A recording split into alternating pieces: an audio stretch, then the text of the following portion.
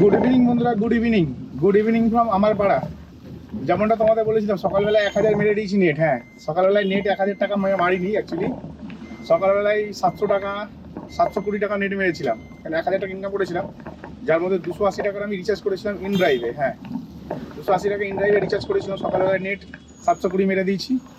কিন্তু এখন মোটামুটি 1500 মারতে হবে, মানে এখন 800 মারতে হবে। কী করে হবে জানি না ভাই। এখন সন্ধ্যে 6টা বাজে, হ্যাঁ ডট 6টা বাজে।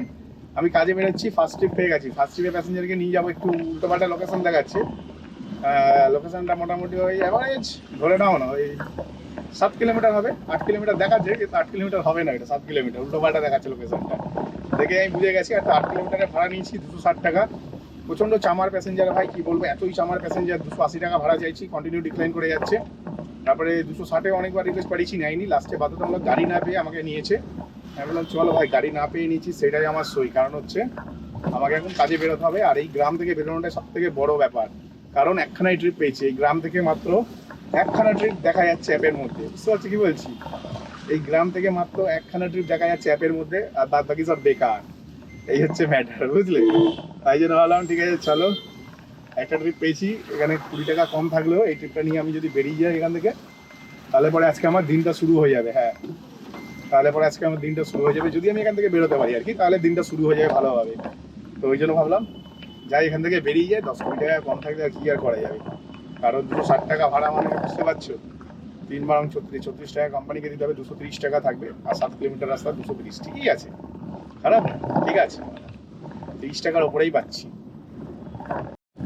আজকে ডেটে আমি আমার সেকেন্ড ট্রিপ পেয়ে গেছি, ঠিক আছে। সেকেন্ড ট্রিপ যেটা পেয়েছি ভাই, সেটা একটা বিষাক্ত ট্রিপ যাকে বলে। হ্যাঁ, বিষাক্ত ট্রিপ এই কারণেই বলছি, কারণ ভাই সেকেন্ড ট্রিপের যিনি প্যাসেঞ্জার আছে তার রেটিং হচ্ছে 3 স্টার। সবার আগে তাকে ফোন করে নিতে হবে, ঠিক আছে। একটু পরে কথা বলছি, সেকেন্ড ট্রিপের বিষয়ে একটু পরে কথা বলবো। কারণ আমি নিজেও জানি না আদৌ সেকেন্ড ট্রিপের প্যাসেঞ্জারটা ভালো কি কালো, ঠিক আছে। সেটা বুঝতে গেলে একটু টাইম লাগবে। তো আগে না প্যাসেঞ্জারটাকে পিক আপ করে নিই, একটু পরে কথা হচ্ছে। 1 ঘন্টা বসে গেলাম, হ্যাঁ 1 ঘন্টা বসে গেলাম, কিন্তু আগের ট্রিপটাতে ভাই হিউজ প্রফিট করেছি। কারণ আগের ট্রিপে মাত্র 7 কিলোমিটারে, ঠিক আছে, মাত্র 7 কিলোমিটারে ভাড়া পেয়েছি হচ্ছে 280 টাকা। 284 টাকা ভাড়া পেয়েছি 7 কিলোমিটারে। আর এখন ফের আবার একটা 6 কিলোমিটারের ট্রিপ পেয়েছি, যার ভাড়া হচ্ছে 280 টাকা। বাপ রে বাপ, এ তো আলাদাই দিচ্ছে, ছাপ্পার ফারকে দিয়ে রায় তো আজ। আজকে দুপুরে বাড়ি গিয়ে ভালো করেছি, ভীষণ ভালো করেছি। কারণ আগের ট্রিপটাতে প্যাসেঞ্জারের রেটিং ছিল 3 স্টার, আমি ভয় পেয়ে গেছিলাম। তারপরে বুঝলাম যে কদিন ধরে না এটা বন্ধ ছিল, ওই কি বলে, দুর্গাপুর ব্রিজটা বন্ধ ছিল, যেই জন্য যে কোনো ড্রাইভার নিচ্ছিল আর ফেসে যাচ্ছিল দুর্গাপুর ব্রিজের জন্য। প্রচণ্ড জ্যাম ঠেলেছে, যার জন্য প্যাসেঞ্জারকে রেটিং খারাপ দিয়েছে। কিন্তু এটা করা উচিত না, ঠিক আছে। প্যাসেঞ্জারের তো কোনো দোষ নেই এতে, রাস্তা বন্ধ থাকলে প্যাসেঞ্জার কি করবে? তো বুঝলাম প্যাসেঞ্জারটা খুবই ভালো ছিল, ভীষণ ভালো ছিল, ভালোভাবে ট্রিপটা কমপ্লিট করলাম। তবে এখন 1 ঘন্টা বসে গেলাম, এটাই গায়ে লাগছিল। কিন্তু এখন যে ট্রিপটা পেয়েছি সেটাও অফ সাইডেই যাচ্ছি পুরো। এখন অফ সাইডেই ছিলাম অলরেডি, আবার অফ সাইডে যাচ্ছি। দেখা যাক কি হয় অফ সাইডে ঢুকে, কপালে কি আছে। আমি এখন বাড়ি চলে যাচ্ছি, হ্যাঁ বাড়ি চলে যাচ্ছি। ব্যবসা তো আছে বললে চলে, কিন্তু ভাই অ্যামাউন্ট কেউ ঠিকঠাক দিতে চাইছে না, ঠিক আছে। অ্যামাউন্ট ঠিক না দিলে ভাই কে কাজ করবে ভাই? ধরি না ভাই, অ্যামাউন্ট না ঠিক দিলে কেউ কাজ করবে? কেউ কাজ করবে না ভাই, পুরো পৃথিবীতে ভাই কেউ কাজ করবে না যদি ঠিকঠাক অ্যামাউন্ট না পায়। তো যাই হোক, আমি হচ্ছে এক্ষুনি একজন ভদ্রলোককে এবং ভদ্র মহিলাকে নিয়ে এলাম, মানে একটা দিদা দাদুকে নিয়ে এলাম। তার মেয়ে জামাই তাকে গাড়িতে তুলে দিলাম। আমি বললো ঠিকঠাকভাবে নামিয়ে দিও বাড়ির সামনে। আমি বললাম হ্যাঁ নামিয়ে দেবো। ওনার যা লোকেশন দিয়েছিল, ওনার মেয়ে জামাই পুরো পারফেক্ট একদম অ্যাকুরেট লোকেশন দিয়েছিল। আমি অ্যাকুরেট লোকেশনে নিয়ে যাওয়ার পরেও উনি না বুঝতে পারছেন আমি কোথায় এসেছি। আমাকে বলছে না এখানে না, আরেকটু এগিয়ে যেতে হবে। অ্যাকচুয়ালি গাড়ির কাঁচগুলোর মধ্যে এত পরিমাণে ফগ ছিল না, মানে এসি চলছে তো, আর আমার এসি ভাই মারাত্মক ছিল, মানে এত বেশি আমার ঠান্ডা হয় এসি। একেতেই পুরো একদম সারা গাড়ি পুরো ঘেমে ঘেমে গেছে, পুরো মানে ফগ হয়ে গেছে সারা গাড়িতে। উনি আরও বুঝতে পারছে না। লাস্টে জানলা পাল্লা খুলে ওনাকে বোঝালাম, আর ওনার যে লোকেশন ছিল সেই লোকেশন আমি ওনাকে নিয়ে গেছি। নিয়ে যাওয়ার পরেও বলছে এটা না, আরেকটু এগিয়ে চলো। এগিয়ে গেলাম, একটা ক্লাবের নাম বললাম, ওই ক্লাব থেকে বাদিকে যেতে বললো। যেই বললো বাদিকে যেতে, তখনই আমার সন্দেহ লাগলো, কারণ বাদিকে গেলে মেইন রোডে যাবে, আর ওনার বাড়ি হচ্ছে ভেতর দিক থেকে। তার মানে উনি অ্যাকচুয়ালি চৌরাস্তার দিক থেকে ঢোকে ওই জায়গাটাতে আসে আর কি। তো আমি ওনাকে বললাম যে আপনি মনে হয় ভুল করছেন। বলছে না ভুল করছি না। আমি বললাম না আপনি ভুল করছেন, আপনি আমাকে ভালো করে বলুন কোন জায়গাটায় যাবে। বলতে ওনাকে আমি বোঝালাম, বোঝানোর পরে আর কি উনি বুঝলো। ওনাকে আমি বোঝালাম, বোঝানোর পরে উনি আমার বুঝলো। বোঝার পরে আমি কি করলাম, ওনাকে না নিয়ে এলাম আর কি।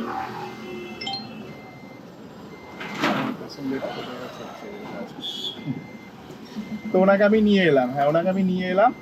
আর এই মুহূর্তে আমি আবার একটু ট্রিপ পেয়ে গেছি। হ্যাঁ, এই মুহূর্তে আমি আবার একটু ট্রিপ পেয়ে গেছি। ট্রিপটা আমি কমপ্লিট করবো, এই কারণেই করবো কারণ এই ট্রিপটা কমপ্লিট করলে আমার হিউজ প্রফিট হয়ে যাবে। তো যাই হোক, আমি অ্যাট লাস্ট ওনাকে ফের আবার গাড়ি ঘুরিয়ে নিয়ে এলাম, কারণ আমি বুঝে গেছি ওটা গেলে মেন রোড যাচ্ছে।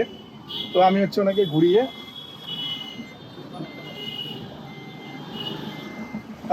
ওইটাকে ঘুরিয়ে ফের আবার গাড়িটা নিয়ে আসলাম, নিয়ে এসে ওনাকে ড্রপ করলাম ঠিকঠাক জায়গায়। ড্রপ করার পরে অ্যাট লাস্ট আমি ওনাকে নামানোর পরে 1 স্টার রেটিং দিলাম। কারণ হচ্ছে দেখো, আমি তো আমার কাজ করে দিয়েছি ঠিকঠাকভাবে, কিন্তু সব ড্রাইভার তো বুঝবে না এত ডিটেলস। আমি ক্যালকুলেশন ভালো করেছি, তার জন্য আমি ওনাকে ঠিকঠাক ফের আবার ব্যাকে নিয়ে এসেছি। অন্য কোনো ড্রাইভারের মাথা গরম করবে, ঠিক আছে। তার সব থেকে বড় ব্যাপার হচ্ছে একজন মা বাবাকে, এত বয়স্ক মা বাবা যিনি যার নিজের বাড়ির রাস্তা চিনতে পারছে না, মানে এত বয়স হয়ে গেছে, সেরকম মা বাবাকে নিশ্চয়ই একা ছাড়া উচিত হয়নি একটা ক্যাব ড্রাইভারে বসছে। তো আমি ভালো ছিলাম, আমি মাথা গরম করি না, তাই আমি নামিয়ে দিয়েছি, সুন্দরভাবে নামিয়ে দিচ্ছি, মানে খুবই সুন্দরভাবে ওনাকে আমি ড্রপ করে দিয়েছি। ড্রপ করার পরে আমি কী করবো আমি বলি তাহলে সোজা বাড়ি চলে যাই বলে, ওখান থেকে 1 থেকে 1.5 কিলোমিটার রাস্তা আমি মোটামুটি চলে এসেছি খালি গাড়ি নিয়ে। হ্যাঁ, 1-1.5 কিলোমিটার রাস্তা খালি গাড়ি নিয়ে চলে এসেছি। খালি গাড়ি নিয়ে আসার পরে আবার আমি একটু ট্রিপ পেয়ে গেছি। হ্যাঁ, আবার একটু ট্রিপ পেয়ে গেছি, 230 টাকা ভাড়া। তো মোটামুটি আমার টার্গেট ছিল 1000-এর ওপর কামানোর। তো আগের ট্রিপটাতে 4 কিলোমিটারে 150 টাকা ভাড়া নিয়েছিলাম, কিন্তু আমি যেখানে গেছিলাম সেটা হচ্ছে অফ সাইডে, মানে গ্রিনফিল্ড সিটির দিকে ছিলাম প্রায়। তো ওই অফ সাইড থেকে ভাই আমি ট্রিপ নিয়ে বেরিয়ে এসেছি, এটাই হচ্ছে সব থেকে বড় ভালো ব্যাপার। ওখান থেকে ট্রিপ নিয়ে বেরিয়ে এসে আপাতত আমি নেক্সট ট্রিপ পিক আপ করতে যাচ্ছি। নেক্সট ট্রিপের ভাড়া হচ্ছে 230 টাকা, তা কিনা এরকম 5 কিলোমিটার রাস্তা হবে, 5-6 কিলোমিটার দেখাচ্ছিল, ঠিক আছে। তো ঠিক আছে, আমার জন্য যথেষ্ট ভালো, কারণ হচ্ছে যে জায়গাটিতে যাবে সেটা হচ্ছে আমার বাড়ির প্লেস। এখান থেকে আমি বাড়ি গেলে 4 কিলোমিটার যেতে হতো, 1 কিলোমিটার প্যাসেঞ্জারের কাছে গেলাম, ঠিক আছে। আর ওখান থেকেও গেলে আমাকে 4 কিলোমিটার যেতে হবে। তো 4 কিলোমিটার যদি যেতে হয় আর 230 টাকা ইনকাম হয়ে যায়, খারাপ কি, তাই না? নিজের লোকেশানে আবার। এখন আমি না অলমোস্ট 3.5 কিলোমিটার খালি গাড়ি নিয়ে বাড়ি যাচ্ছি। হ্যাঁ, তো যেমনটা তোমাদের বললাম যে সলিড ট্রিপ ছিল ভাই। 5 কিলোমিটারে 230 টাকা পেলাম, ঠিক আছে। এগুলোকে বলে ট্রিপ। তো আজকে জানি না ভাই কার মুখ থেকে বেরিয়েছে, সকালবেলাটা খুব একটা ভালো ব্যবসা না করলেও সকালে তো নেট 1000 টাকা ইনকাম করে নিয়েছিলাম, আর এখন হচ্ছে 1200 টাকার ব্যবসা করলাম, ঠিক আছে। এখন তার মানে 1200 টাকা টোটাল ব্যবসা করেছি, যার মধ্যে আমি 800 টাকার হচ্ছে তেল ভরে নিচ্ছি। হ্যাঁ, 400 টাকা নিয়ে বাড়ি যাচ্ছি। তো সকালে 1000 মেরে দিয়েছি, এখন 400, মানে আজকে 1400 টাকা কামালাম। আর গাড়িতে যে তেল আছে, কালকে আরামসে 3000 টাকা কামাতে পারবো। বুঝতে পারলে কি বললাম? 3000 টাকা কামানো কোনো ব্যাপারই না, এরকম একটা ব্যাপার। কালকে যে আমি 3000 টাকা কামাবো না, সেটা কামানোটা কোনো বড় ব্যাপার না, একদম ইজি ব্যাপার। কারণ আমার কাছে অফরোড তেল আছে। হ্যাঁ, গাড়িতে মোটামুটি 200 টাকা তেল আছে, 114 কিলোমিটার চলবে। 100 কিলোমিটারও যদি আমি গাড়ি চালাই, আরামসে আমি 3000 টাকা ইনকাম করে নেবো, ঠিক আছে। কারণ হচ্ছে আজকে কত কিলোমিটার গাড়ি চালিয়েছি আজকে টোটাল, দেখাই তো কত কিলোমিটার চালিয়েছি। কোথায় রে ভাই, একটু দেখা। আজকে নাকি 35 কিলোমিটার এই 54 কিলোমিটার গাড়ি চালিয়েছি, ঠিক আছে। 54 কিলোমিটার গাড়ি চালিয়ে 55 কিলোমিটার গাড়ি চালিয়েছি, 2192 টাকায় ব্যবসা করেছি, যার মধ্যে নেট ইনকাম হচ্ছে 1934 টাকা, 35 টাকা পার কিলোমিটার পেয়েছি। তো ভাই অ্যাভারেজ 35 টাকা কিলোমিটার দিনের শেষে। একবার ভিডিওটা পজ করে স্ক্রিনশট নিয়ে দেখে নাও, বা ভিডিওটা পজ করে জুম ইন জুম আউট করে দেখে নাও, ঠিক আছে। এত ভালোভাবে দেখালাম, কেউ দেখাবে না ভাই। তোমরা নিজেরা বলো ভাই, ইন ড্রাইভ চালিয়ে আজকে যাত্রীর সাথে আমি একটাও ট্রিপ পাইনি। আজকে যাত্রীর সাথে না মরা বিজনেস হয়েছে, মরা বিজনেস যাকে বলে, মরা বিজনেস। তো এখন ইচ্ছা করে একটু যাত্রীর সাথে অন করে দেখি, আমি যদি বা বাড়ি যাচ্ছি, ঠিক আছে, তাও একটু যাত্রীর সাথে অন করে দেখি কোনো ভাড়া টাড়া ঢোকে নাকি। ভাই একটাও বিজনেস পাইনি যাত্রীর সাথে আমি আজকে। বলো ভাই, কোনোদিন যাত্রীর সাথে বাঁচায়, কোনোদিন ইন ড্রাইভ বাঁচায়। হ্যাঁ, কখনো যাত্রীর সাথে খুব ভালো ইনকাম হয়ে যায়, আবার কখনো ইন ড্রাইভে খুব ভালো ইনকাম হয়ে যায়। এইভাবেই জীবন চলছে ভাই, কোনো রকমে। তো যাই হোক, আজকে ভিডিওটা তোমাদের কেমন লাগলো অবশ্যই কমেন্ট সেকশনে বলবে। আর যারা দেখতে চাও যে কত কিলোমিটার গাড়ি চালিয়ে কত টাকা আর্ন করলাম, অ্যাভারেজ কত টাকা কিলোমিটার পেলাম, মানে এন্ড অফ দ্য ডেতে 35 টাকা কিলোমিটার আমার বেঁচেছে, তাহলে বুঝতে পারছো কত সলিড ইনকাম করেছি। তো চলো, ভিডিওটা এখানে শেষ করলাম। ভিডিওটি যদি ভালো লাগে ভাই, চ্যানেলটিকে লাইক করে সাবস্ক্রাইব করে দিও। তো চলো, tata, bye bye, good night.